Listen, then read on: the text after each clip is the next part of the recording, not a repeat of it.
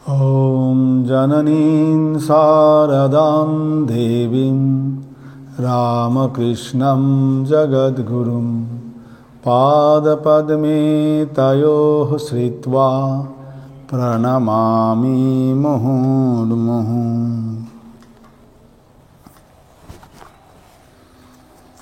আজকে আমরা আবার পুরনো দিনের সাধুদের কথায় ফিরে এসেছি। আমরা স্বামী প্রমেয়ানন্দজি মহারাজের সম্বন্ধে শুনছিলাম, সেটি এখন চলছে। তো স্বামী প্রমেয়ানন্দজি মহারাজের কথা বলতে গেলেই আমাদের গীতার একটি শ্লোক মনে পড়ে যায়, যস্মান্নোদ্বিজতে লোকো লোকান্নোদ্বিজতে ইয়ঃ সা।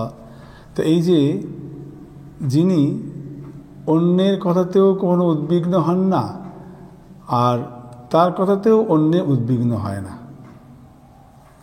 খানিকটা যেন এইরকম। তো ভগবানের প্রিয় তো এইরকম ধরনের ব্যক্তি, তাতে বলছেন ভগবান। তা ওনারও এরকম ছিল। উনি যখন গল্প করছেন খোশ মেজাজে, একদম কি সুন্দর, হয়তো বাইরে থেকে তখন দেখে মনে হতো খুব গম্ভীর প্রকৃতির মানুষ, কি জানি কি বলবে বা কেমন ভাববে, কিন্তু ভেতরে ঢুকলে বোঝা যায় একেবারে সরল সাদাসিধে মানুষ, খুব মাইডিয়ার ব্যক্তি। তো এইরকম ভাব খুশির আমেজে থাকতেন, বেশ রসে বসে থাকতেন। বেশ কিছু কিছু গল্প মনে পড়ছে মহারাজের। একজন সাধু এসেছেন, তিনি আমাদেরই কোনো একটি পত্রিকার সম্পাদকের দায়িত্ব পেয়েছেন। তো মহারাজের সঙ্গে এসে গল্প করছেন।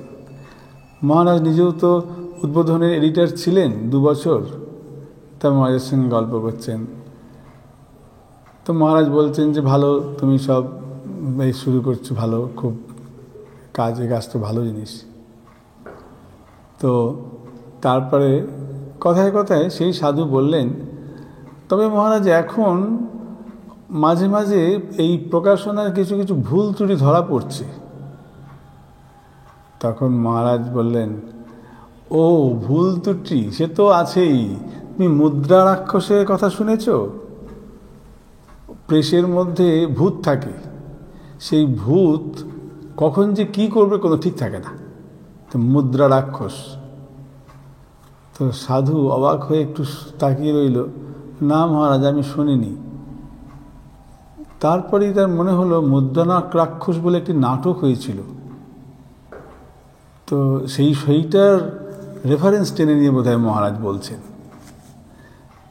তা এরপর প্রসঙ্গক্রমে চন্দ্রগুপ্ত মৌর্যের কথা, আরও সব কথা এরকম এসে যায়। তা চন্দ্রগুপ্ত মৌর্যের কথা যখন আসে, সেই সময় মহারাজ বলছেন, তুমি চন্দ্রগুপ্ত নামের লেখক ছিল জানো?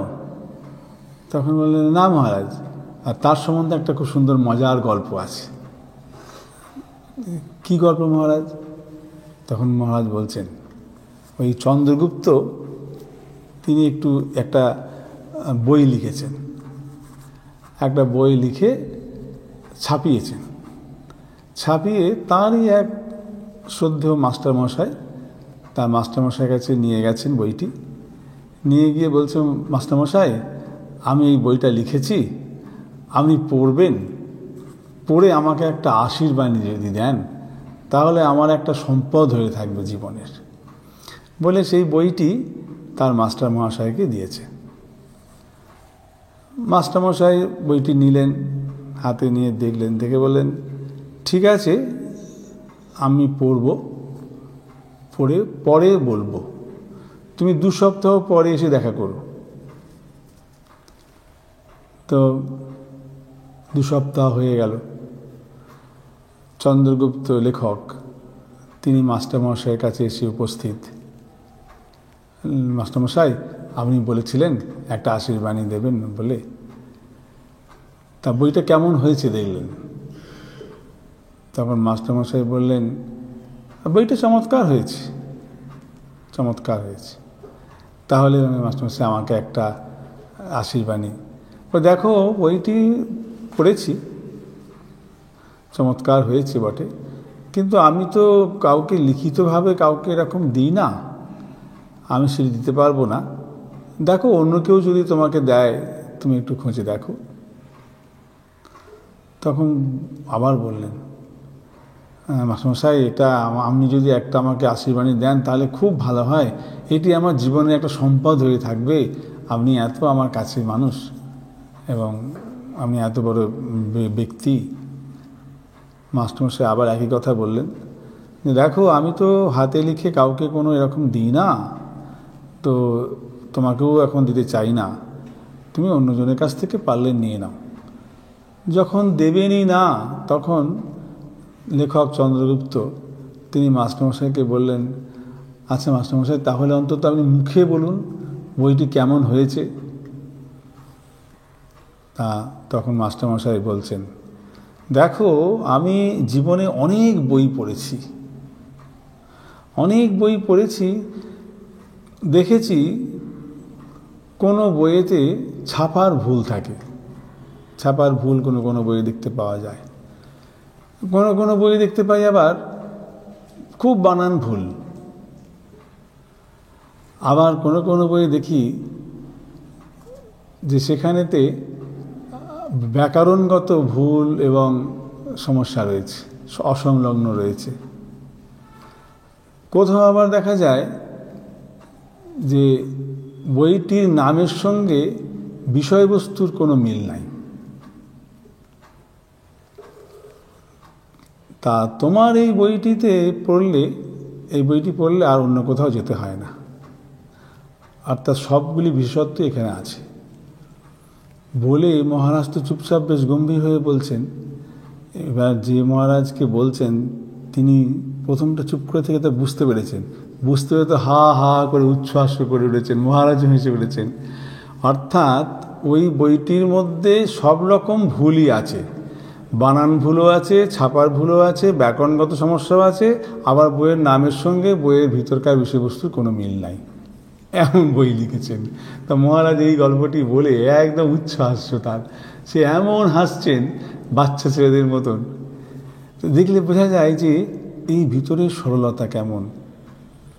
তারপর আরও এরকম ঘটনা আছে। তা ওই গল্প হচ্ছে, একজন এসে বললেন যে মহারাজ কালকে আমাদের উৎসব ছিল, তা উৎসবের গল্প হচ্ছে, উৎসবের গল্প হতে হতে তখন বলছে এখন তো সব খাওয়া দাওয়ার লোকই নেই, আগে আমরা দেখেছি পুরনো দিনে কত সাধুদের, তারা কত খেতে পারতেন, এখনকার দিনে মানুষেরা তেমন খেতে পারে না, হয়তো নিজে ইচ্ছা করেই খায় না, এখন হেলথ কনসাস হয়ে গেছে সবাই।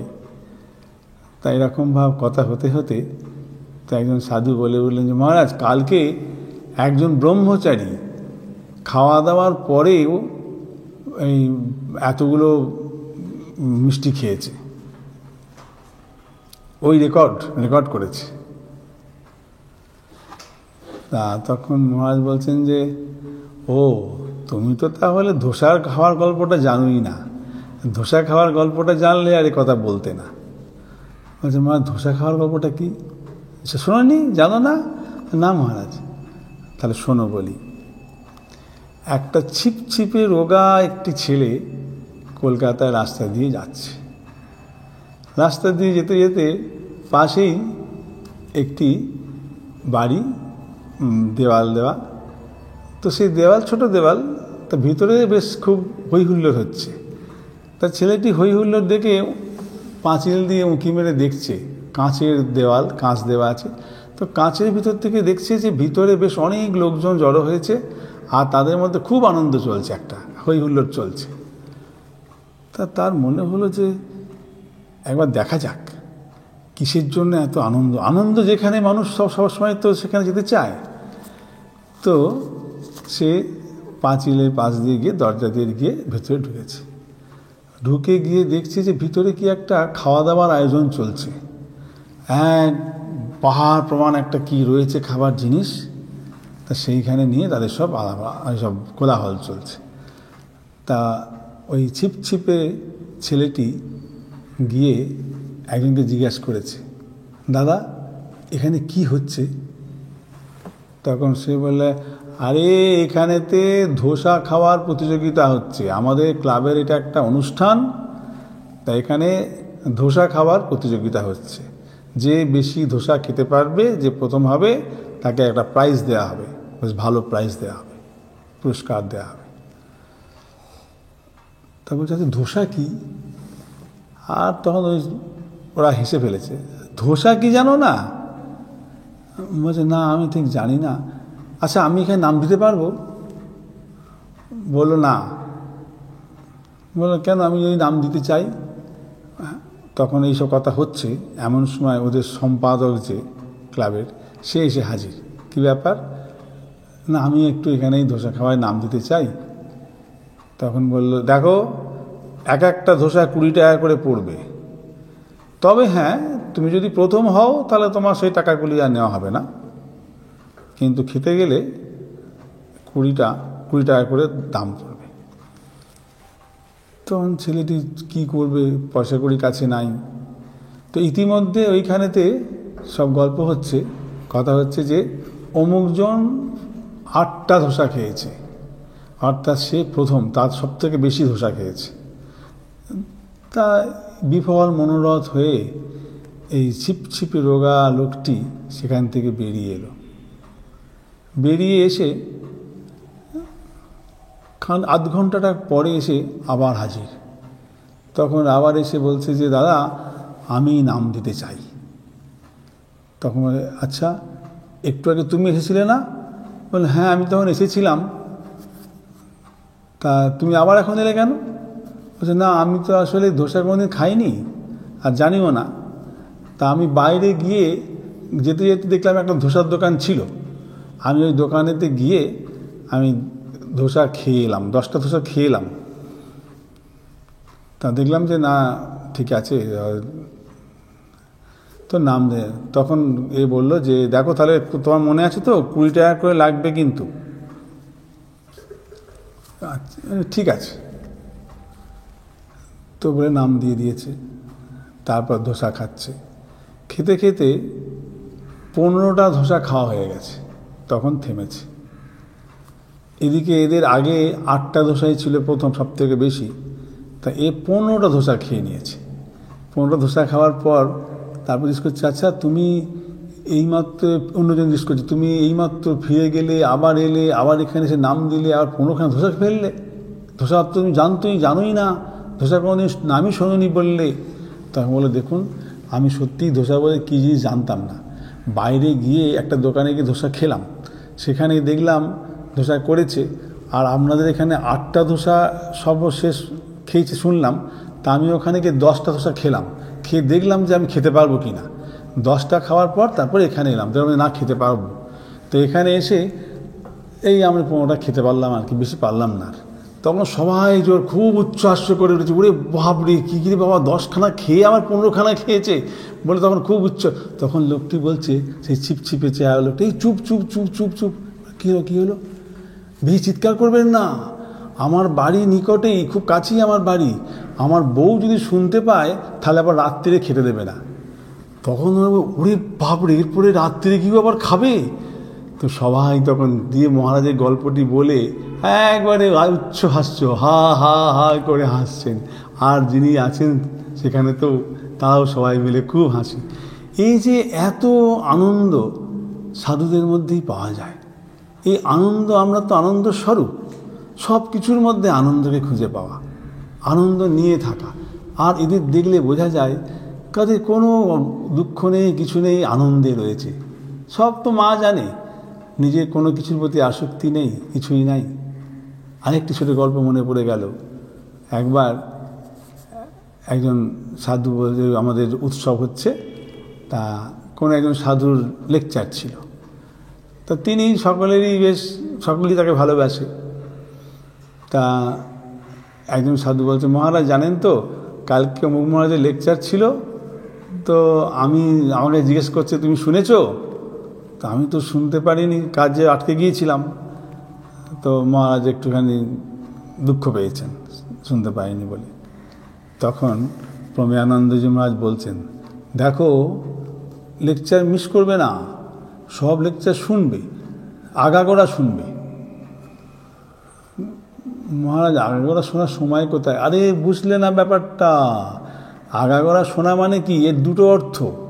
কীরকম না, আগা হইতে গোড়া যদি পঞ্চমী তৎপুরুষ সমাস করো তাহলে হয় প্রথম থেকে শেষ পর্যন্ত তোমার শুনতে হবে। আর ওইটাকেই যদি দ্বন্দ্ব সমাসে ফেলে দাও তাহলে আগা ও গোড়া, অর্থাৎ প্রথমের 5 মিনিট আর শেষের 5 মিনিট শুনলে তোমার আগাগোড়া হয়ে গেল। তাতে তুমি শুনে বলো যে মহারাজ আমি আগাগোড়া শুনেছি, তাহলেই তো হয়ে গেল। অর্থাৎ আগাগোড়া অর্থাৎ তোমার প্রথমটা আগা আর শেষেরটা আগাগোড়া শোনা হয়ে গেছে। তো এই জন্য প্রথম আর শেষটুকু শুনলেই হয়ে যাবে। তো এই বলে মহারাজও হাসছেন আর সবাই হাসছে। এরকম বা মাঝে মাঝেই যখন সাধুরা একসঙ্গে হতো মহারাজের কাছে এসে বিভিন্ন ধরনের এরকম মজার গল্প, এত সুন্দর সুন্দর সব গল্প হতো। আবার তার সঙ্গে সঙ্গে খুব গম্ভীর রসেরও কথা ছিল।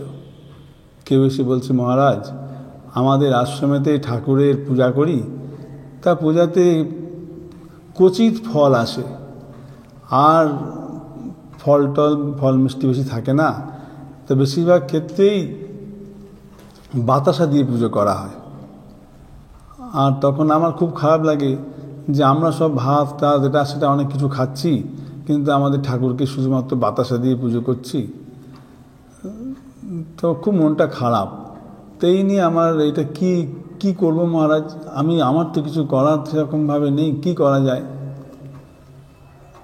তখন মহারাজ বলছেন, কেন, ভক্তি রস দিয়ে তুমি তোমার নৈবেদ্যকে বাড়ি নিতে পারো না কি?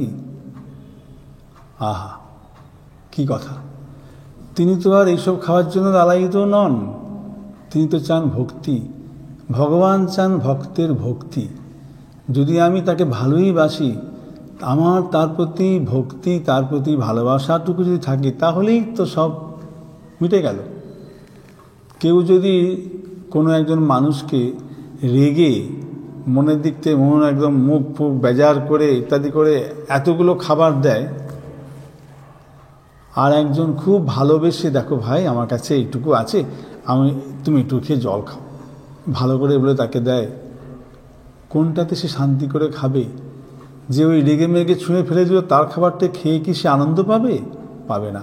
কিন্তু যে আনন্দ করে একটুখানি কিছু তার যতটুকু সামর্থ্য দিয়েছে, ওর সঙ্গে ভালোবাসা মিশিয়ে দিয়েছে বলে, সেটাতেই তার আনন্দ পাবে, আনন্দ বেশি হবে।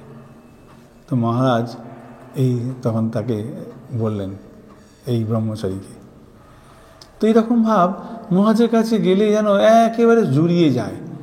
কোনো একজন মহারাজ এসেছেন, এসে বলছে মহারাজ আমার নতুন পোস্টিং হয়েছে, এরকম ভাব একটা সেন্টারের দায়িত্ব নিতে হবে, আমি কি করব জানি না, কি বলবো কীভাবে, আমি তো কিছুই জানি না মহারাজ, আপনি আমাকে আশীর্বাদ করুন, আমাকে একটু বলে দিন মহারাজ কীভাবে চলবো। মহারাজ সুন্দর বলে দিলেন, তোমার আর কাজ কি, তোমার তো 3টে কাজ, ঠাকুর সেবা, আশ্রমে ঠাকুর আছেন অর্থাৎ ঠাকুর সেবা করতে হবে, ঠাকুর সেবা, সাধু সেবা, সঙ্গে তোমার যা সাধু ব্রহ্মচারী থাকবে তাদের সেবা, আর ভক্ত সেবা। এই তো আমাদের সেবা ছাড়া আর কি আছে? অর্থাৎ ঠাকুর সেবা, সাধু সেবা আর ভক্ত সেবা, ব্যাস। এত সহজ করে এত সুন্দর করে বলে দিতেন যেন সত্যি মন হয়ে যেত। আর এই জন্য তার কোনো কথায় কখনো কোনো কেউ উদ্বিগ্ন হতো না, আর তিনিও কারো কাছে উদ্বিগ্ন হতেন না, একদম খোলা মনের। এই যে ভিতরে যখন গল্প হতো এত সুন্দর লাগতো, আমরা সব শুনতাম মহারাজের কথাগুলো, খুব সুন্দর সুন্দর হতো। আজকে এই পর্যন্তই থাক। ওম শান্তি শান্তি শান্তি, হরি ওম তৎসৎ। শ্রীরামকৃষ্ণার্পণমস্তু।